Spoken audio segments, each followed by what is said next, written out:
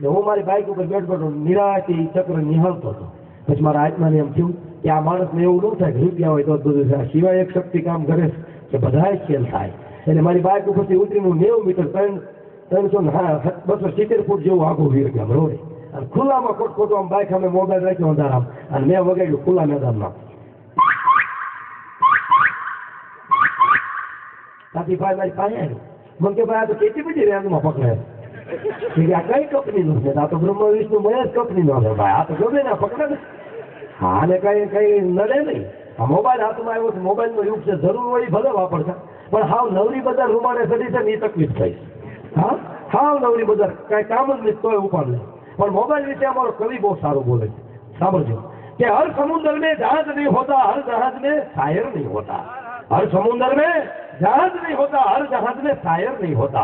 धीरूभाई अंबानी का सपना नहीं होता तो साला हर लोग के पास मोबाइल नहीं होता. हाँ शुरुआत तो लेने लायक होता ने.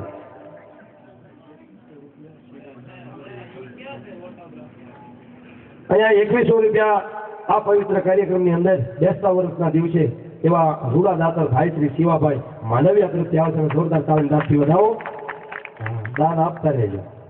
જો આ વેલનાથ દાદાનું નામ આવ્યું એટલે જ્યાં તમે દ્રષ્ટિ કરો ત્યાં કંઈક નું કંઈક હસવાનું પડ્યું છે. હમણાં એક આપણા કાઠિયાવાડના દાદા ભોળા મુંબઈના પ્લેટફોર્મ ઉપર ઉતર્યા, ત્યાં કોઈ બીજો માણસ છે આમ ઉત્તરાખંડ બાજુનો, ત્યાં દાદા એને પૂછવા મળ્યા. દાદા પૂછ્યું આ દાદાએ કે આપ કહા કે હો? હામાં દાદાએ જવાબ આપ્યો કે મેં દિલ્હી કે પાસ આગ્રા, तुम कहाँ के हो? कि હું અહીં લાઠી પાસે સાવર પાસે બાબરા હે ને. આપણા ગામડા નથી ગમેલા કઈક આપણા ગામના બાબા ક્યાંય ગાય આવે ને કાઠિયાવાડ ધોકા કાઢી નાખે. એક દાદા હમણાં એના દીકરાએ ફોન કર્યો કે આપણે ભગવાનની અસીમ કૃપાથી ખૂબ કૃપા પાત્ર થયા છીએ, આપણે એના આપણે દયા થાય છે, સંપત્તિની તાણ નથી, બંગલા 80 ગાડીઓ. તો બાપુજી હવે તમે દેશમાંથી આવી અને એક આટો બંગલે મારી જાઓ, મુંબઈ આવી જાઓ. અને દાદાએ એક પોપટ પાડેલો, 24 કલાક પોપટ હાલે રાખે. પછી દાદા કે હું આવું પણ હું કે સીમા આવું કે તો તમે કે હું ટ્રેનમાં આવું? છોકરાને કે ના ના બાપુ તમે પ્લેનમાં આવો. તો કે પ્લેનમાં મને ફાવશે? કે હા હું બધું રેડી કરાવી દઉં છું, તમે ખાલી ભાવનગર આવી જાવ તમને બેસાડી દઈશ. તે દાદા ક્યાં ભેળો પોપટે લઈ ગયા. હવે એમાં પછી કઈ નાયા વગરના કોઈ ન હોય, એમાં તો બધા ઇન્ટેલિજન્ટ માણસો હોય. હા બધા સારા માણસો. એમાં 20-22 વર્ષની દીકરીઓ હોય એને એવો હોસ્ટેલ કહેવાય. દર 3 મિનિટે નાસ્તાની પ્લેટ લઈને આવે. મેં હેલ્પ યુ સર, મેં હેલ્પ યુ સર. એમાં એવું હોય પ્લેટમાં. એમ તો હું બધી ગયો હતો કે હા ભરવાર નથી. હા લંડનમાં કાર્યક્રમ હતો, લંડનમાં હિથ્રો એરપોર્ટ આવ્યું છે. હિથ્રો એરપોર્ટ કોઈ ગયું છે એને ખબર છે આમાંથી. હવે હિથ્રો એરપોર્ટ એટલું બધું વિજ્ઞાન આવ્યું છે કે ત્યાં બૂટને પાયલસ કરવાના મશીન મૂક્યા. બૂટને પાયલસ થાય, આમ પગ નાખો પાયલસ કરીને જોડો પાછો આપે, બીજો પગ નાખો એટલે પકડી લે. પછી 5 રૂપિયા આપો ને 5 પાઉન્ડ તો છોડે. એમાં એક ગુજરાતનો માણસ ગયો પ્લેટફોર્મ ઉતરી એરોડ્રોમ ઉપર, એને જઈને મશીનમાં પગ નાખ્યો, પાયલસ થઈ ગયો, પગ કાઢી લીધો. બીજો પગ બીજા મશીનમાં દાખ્યો, પાયલસ થઈ ગયો, કાઢી લીધો. 2 ભૂરી આવ્યો, કઈ કરતા 2 પગ નાખ્યા, 2 ફૂટ દીધા. ગુજરાતી કેટલા બુદ્ધિશાળી નથી? ઓલા 2 હલવાના કે પેલા પગમાં 5 પાઉન્ડ નો ઝટકો. ગુજરાત હા ગુજરાતનો ઝટકો. જુદા જુદા તરંગો પડ્યા છે. મેં કીધું તું રાજકોટનું દસની મશીન આવે. હવે આપણા ગામડાના દાદા છે ને આપણા વડીલો પિતા તુલ્ય બહુ બુદ્ધિશાળી છે આપણા વડીલો. જો કાંઈ મોટી નદીઓ નહીં, મોટા ડેમ નહીં, છતાં આપણે કેટલા સમૃદ્ધ છીએ, સદ્ધર છીએ, કેટલી શાંતિ છે આપણે બિહાર કરતા. નગર ત્યાં તમે જો ગંગા હાલી, ત્યાં મંદાકીની હાલી, ત્યાં સરયુ હાલી, ત્યાં યમુના હાલી, આગળના પાદરમાં થઈને યમુના નદી હાલી. ભારતની ટોટલ નામાંકિત નદીઓ છે ને એમાંની 7 થી 8 નદીઓ ત્યાં હાલી. આ એક હાલી કાંઈ ન હાલી, છતાં આ બધા સુખી. અને અહીંયા એવડાય પાણીપુરી વેસે, રોજ દિવસો પકડા થાય પાણીપુરી નથી. આપણે ન જવું પડ્યું વેસવું, ન જવું પડ્યું, કારણ આપણા વડીલો બુદ્ધિશાળી. એને દુઃખના ડુંગર માથે ઝીલીને સહન કર્યું. હવે ઓલા કુવાની માથે મશીન આવે, આપણે નથી દવાનું રાજકોટનું મશીન પાણી ખેંચવાનું આવતું, ઊંડા કુવામાંથી પાણી ખેંચ ફાઉન્ડેશન જોડેલું હોય. પછી એની માથે કાચની શીશી આવે, એ હવાનું પ્રેશર મારે ને એટલે મશીનનો આવો અવાજ આવે. જોજો સાંભળજો.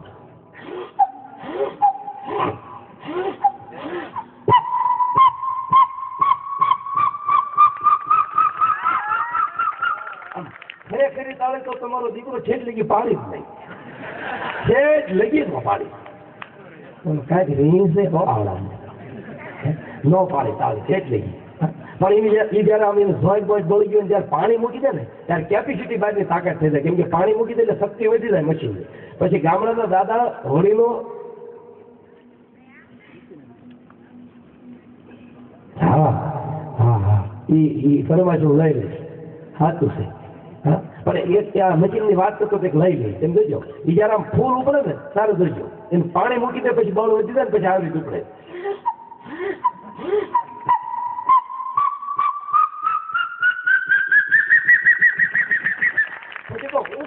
પડે તો દાદા પાવડા હોતા પાળિયા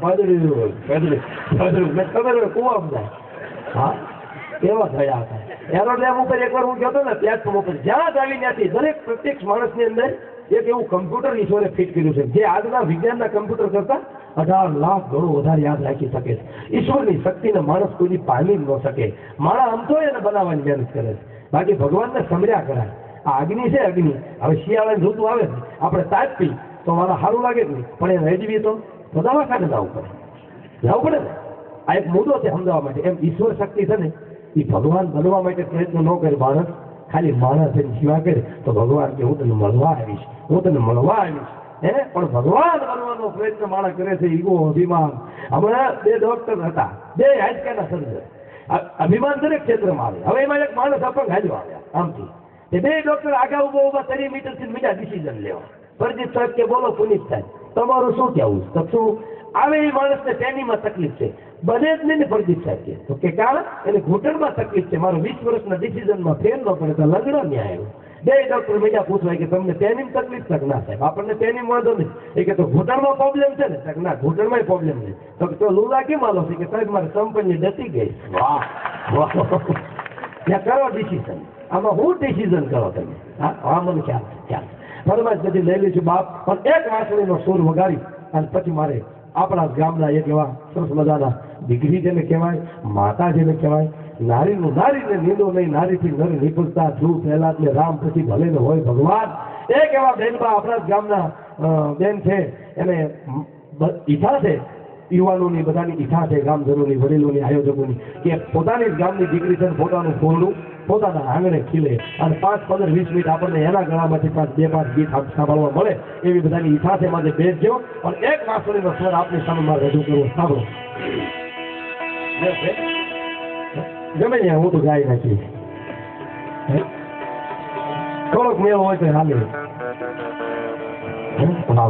દરેક કલાના ઉપાસકો આપણને મજાક કરાવતા હોય, પણ મને પરમાત્માએ કંઈક થોડુંક અનોખું આપ્યું છે કે લે તારો જુદો મારે રળી ખાય. સાંભળજો.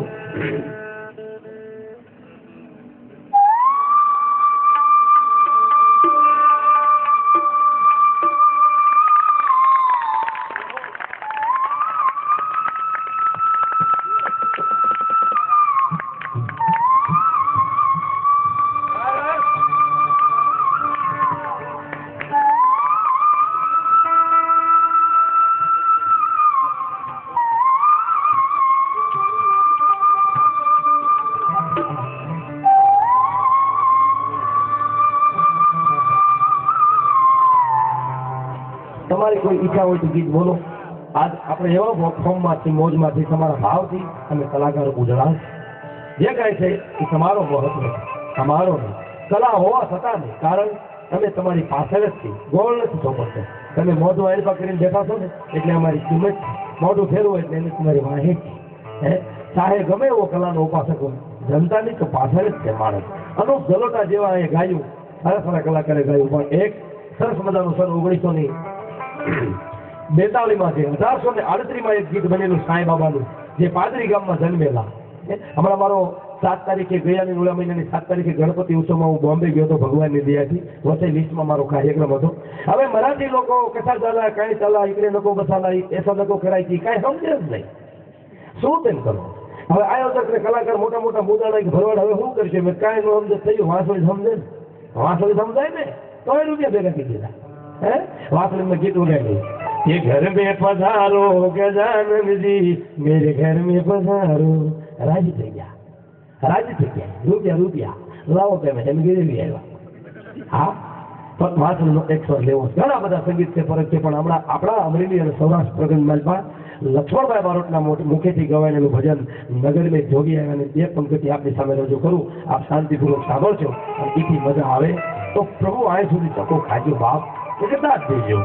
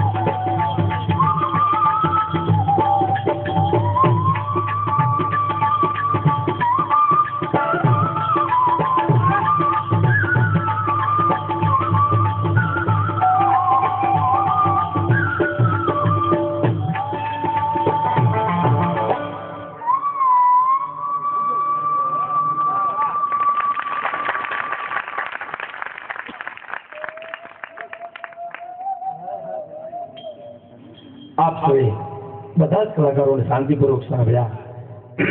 ભાવિ અને હિન્દુસ્તાનના ભવિષ્ય એવા જાળીનાના પટાગણની માલપા અતિ શૈક્ષણિક અને વર્ષો પહેલા ખૂબ દહકો ભોગવેલું આ ગામ અને આ ગામની પવિત્ર ધરા. ધરાબીન ધારણ નિબધે કુળબીન મારું ન હોય, જગર જગરો નિબધે જેની ધરેની હોદલ પદમણી હોય. તમે જે કાંઈ કર્મને આધીન અહીંયા જન્મીને આવ્યા છો તો બાપ આ ધરતી તમને તમારા તપોબળને આધીનને લઈને આવી છે. કે મેં જ્યારે આવ્યો ત્યારે ગામનું કલ્ચર મને ચંદુભાઈથી જાણવા મળ્યું. બીજા બધા વડીલોએ મને વાત કરી કે અમારા ગામમાં આવા પુરુષો થયેલા જેની સંસદમાં સીટો પડતી. અહીંયા તો નહીં પણ દિલ્હીની કેબિનેટ કક્ષામાં લોકસભાના લોક સ્પીકરની મારી પાસેની સીટો પડતી એવા પુરુષો અહીંયા જન્મેલા અને આ ધરતીનો તપોબળ છે. પણ એક રિક્વેસ્ટ છે, પ્રાર્થના કે આખું ગામ વાદ વિવાદ મૂકી અને જીવજો. મેં આ જગતની માલપા કોઈ બી રાજકારણના કોઈ નેતાને કોઈ મરનાર માણસની વાય હનાનમાં જાતા જોયો નથી બાપ. કોઈ મરી ગયો હોય તો દુશ્મનને બે હનાનની દેવકીયા દેવા જાતા બે જોયેલો, પણ મેં કોઈ રાજકારણી અને હનાનમાં જાતા જોયો નથી. ગામનો માણસ મરી જાય ને તો દુશ્મન હોય તો ગામનો મારા લાવા જાય કે મારો ગામનો મારા વિયો ગયો, મારો મિત્ર વિયો ગયો. એક છેલ્લી વાત કરું બા, અફીમ જીવતો એમાં મજા છે. મને લાવો ન લાવો કાંઈ નથી. હું તો મહેનત કરી જીવન સામું ધાન કઈ સામું કામ, હું તો ઈશ્વરની પ્રાર્થના કરી અને જીવન જીવી લઈશ. મને એનો રસ નથી. મારે લોક ઇમ્પ્રેશન જોતી એની ખોટી ઇમ્પ્રેશન લઈને મારે મરી જવું નથી. જીગરનો એક ધામ મોજથી જીવાઈ જાય તો ઘણું છે. આ જિંદગી કોઈને મેળ્યા વગર જીવાઈ જાય તો હે જાળીનાના નરેશ ઘણું છે, ઘણું છે, ઘણું છે. હે મારી કોઈ જગ્યાએ તમારે તપાસવાની છૂટ. હા, પણ એક છેલ્લી રિક્વેસ્ટ છે, છેલ્લી કે હમણાં ઘડીક પહેલા કીધું હતું કે ગુરુ મહારાજનું નામ દીધું એટલે તમને શંકા તો થઈ કે એ પુરુષને કોઈનો ગુરુ હોય થાય. શંકા બધાને થાય કેમ કે આ નવું સાંભળવામાં આવ્યું, કોઈ સાંભળ્યું નથી. પણ સાંભળો, આ ઘટના બની 100% બની. એમાં તો આ તે જ છે. પણ આ ગામના યુવાનોને એક પ્રાર્થના હું યુવાન છું, મારું કલ્ચર તપાસવાની છૂટ. ઉપદેશ નથી આપતો, ફેર ન પડે ને તો જોડો તમારો ગાલ મારો. ગુરુ મહારાજે મને મારી અને શબ્દાવેલીથી ગુરુ થયા છે બાપુ, અને મને 4 મહામંત્ર જે મહામંત્રના રૂપમાં શબ્દો લીધા છે. પણ એક તો સાંભળો, એક ખાલી એક જ નું પાલન કરો તો તમારી સાચી ગટ ભૂલ છે. હા, કે આખા ગામના યુવાન, આ ભારતનું ભવિષ્ય, દરેક નાગરિક બીજાની દીકરીમાં જો દીકરી જો હાલતો થઈ જાય, જિંદગીમાં વાળ વાગો થાય ને તો મૂછ મુડાવી નાખો વાળા, મૂછ મુડાવી નાખો. આ સરળ અને સીધી ભક્તિ માણસ સમજતો નથી અને ગીતાના ગ્રંથ ફેરવા કરે. મરી જાતો તારો કોઈ દી પાર નહીં આવે. હે મૂર્ખ, આ હામી બેઠી જોગમાયા એમ કહે છે તું તો મારી માં કહેવા, મારી કમલીબા કહેવા, મારી દીકરી કહેવા, મારી હીરબા કહેવાય તો તે જ વધે. આ માણસ હાલ્યો હતો ને સોસાયટીમાં તો આ ગામમાં બરાડા નાખવા પડે છે ને, હાલો પ્રોગ્રામમાં એ શું કામ ભાવ તૂટ્યો બાપા? શું કામ ભાવ તૂટ્યો? અધર્મના હિસાબે ભાવ તૂટ્યો. એકબીજાએ માનવતા મૂકી ને એટલે ભાવ તૂટ્યો. નકર ભાવ તૂટે મને તમારી દીકરી મારી દીકરી દેખાય છે અને તમને મારી દીકરી નથી દેખાતી. આ સીધો ધર્મ છે બાપા. બીજા બધા ધર્મ છોડો અને આજે માણસને વિશ્વાસ નથી એટલે હકીમ જીવજો, એનું પરિણામ સારું આવશે. વાદ વિવાદ મૂકી દેજો. કોઈક બે ઘુમડતા હોય તેને સાઈડમાં મૂકી દેજો. હકીમ જીવતા એટલે બધા પરચે ચડી જાયજો એટલે છેલ્લે એવડાઈ બે જ હોય છે અને તમારે ભળી જાય છે. આટલું કરજો, ઉપદેશ નથી. આપ તમે શાંતિપૂર્વક માન્યો અને ફરી ક્યારેક મોકો મળશે તો આવશું બાપા, આનંદ કરશું. આ દિલ રહે ત્યાં લગી મજા કરશું. ભૂલચૂક થઈ હોય તો નાનો ભાઈ સમજીને ક્ષમા કરજો. પણ મારે તમારા ગામના એવા બેનશ્રીને બેનબા તૃપ્તિબેનને મારી વિનંતી છે કે આવો બોનબા પધારો. તમારા ગળામાંથી કંઠમાંથી નીકળતા સ્વરનો અમે લાભ લઈએ. પધારે બેનશ્રી તૃપ્તિબેન.